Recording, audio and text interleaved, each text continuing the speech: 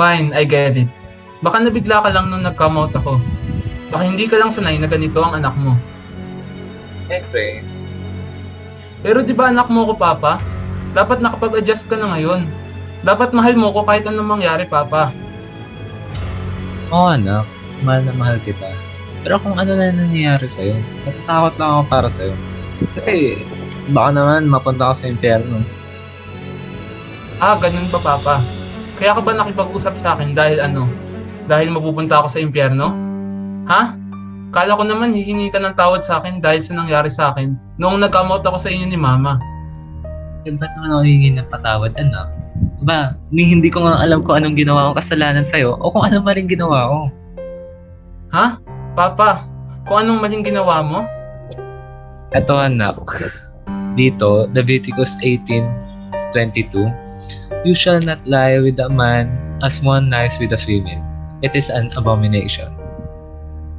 Paano ba? Huwag kang ganyan. Huwag mo ako batuhan ng galing sa Biblia.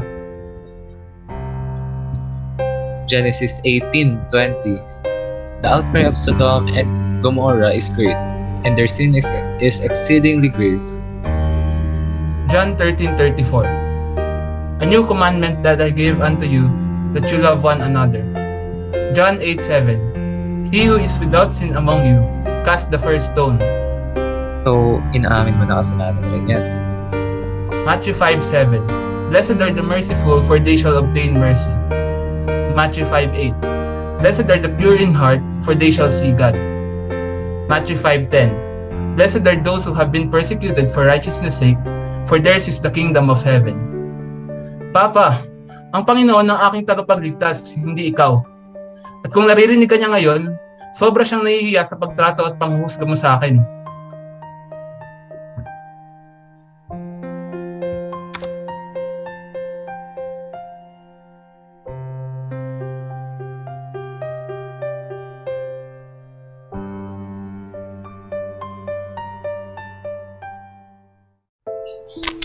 Many teenagers are afraid to express themselves due to the concept or ideology that the Filipino society constructed. To simply explain this, a man must be rugged and robust, wear clothes for men only, and posture must be like a man. It also goes for women, they must be modest and feminine, and be dependent on men. These scenarios are often happening in our community. Example of these events are people who judge teenagers based on their preferred clothing and says, kalalaki mong tao, nagsusuot ka ng pambabae na damit. Or, masyadong revealing ang suot mo, nagbumukha kang bayadan. Furthermore, men with feministic features and masculine women tend to be also judged by people by saying it is wrong and they should act normally and accordingly based on their gender. Another problem that the youths face nowadays, specifically teenagers who are part of the LGBTQ+ community, is the issue wherein the society thinks of them as a sin. Choice. Abomination. Since they always quote what is in the Bible about loving someone of the same sex, and they always say to them that it is an eternity in hell, because of this, some teenagers tend to be swayed by these statements, which results in them not being religious in some cases. This kind of ideology profoundly influences the youth's relationship with God.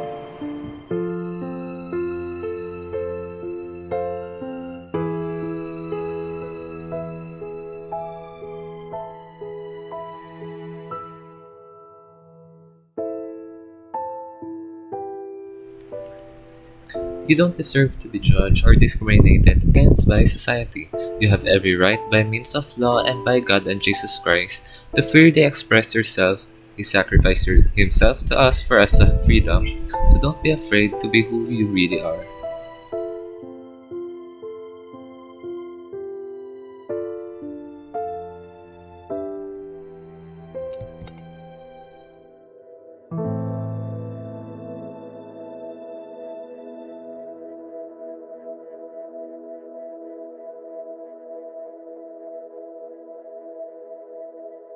John chapter 8 verse 7.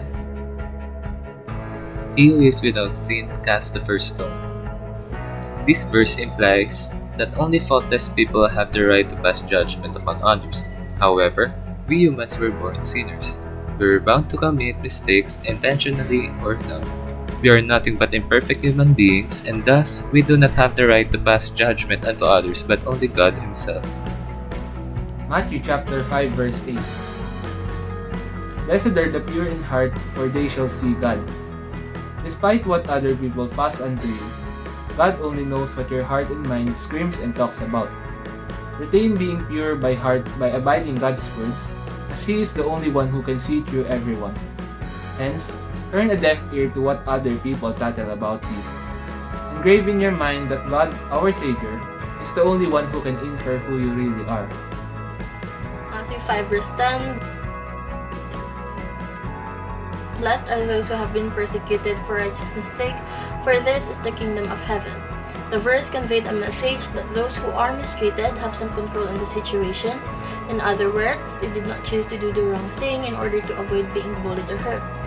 They made a deliberate decision to honor God and remain committed to Him in the face of oppression from the unjust. Amidst their difficult circumstances, they are blessed. They are doing the right thing and will experience eternal good in the kingdom of heaven.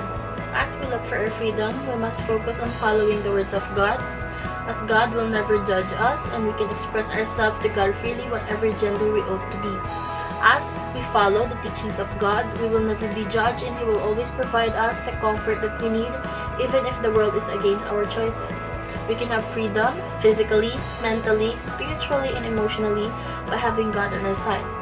And if there are times that we feel like we are suffocated, we are exposed, or if we feel like our choices are invalid, we just need to rely on God and pray. God is always the answer for everything, might it be a positive or negative occurrence. We need God and His guidance in our everyday lives as we have our own battles to face every day.